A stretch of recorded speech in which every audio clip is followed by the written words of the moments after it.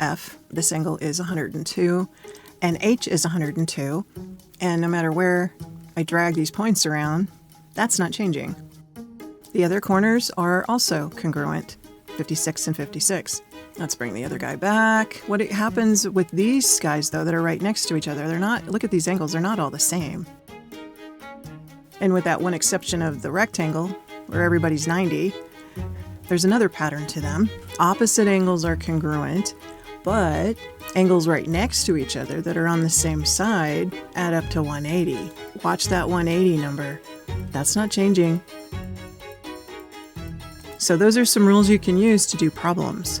Like this one. We're supposed to find the measure of angle T, which is right down here. And right now it says it's -4 plus 20x. I need to know what x is. And the only other information they're giving me is its opposite, which we just saw that opposite angles are congruent. So we can set this up as -4 plus 20x equals 19x. I'm going to subtract 20x from both sides. I get -4 equals -1x. Now divide both sides by -1. I get x equals 4. Don't stop here. This isn't wrong, but if you stop here, you didn't answer the question. Remember, they want to know what is angle T. So let's substitute that number in. We have -4 plus 20x, and we know that x is 4, so that'll go here. Do the math. We end up with 76 because 20 times 4 is 80, and then 80 minus 4 is 76 degrees. Now do it again.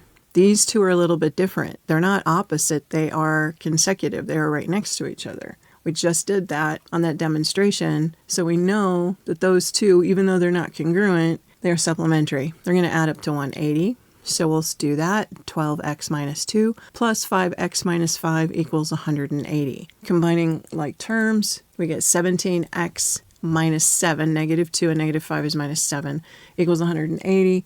Add 7 to both sides, we have 17x equals 187. Divide both sides by 17, x equals 11.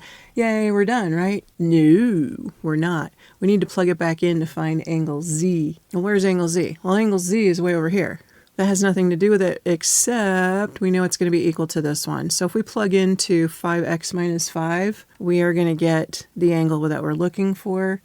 Put the 11 right there.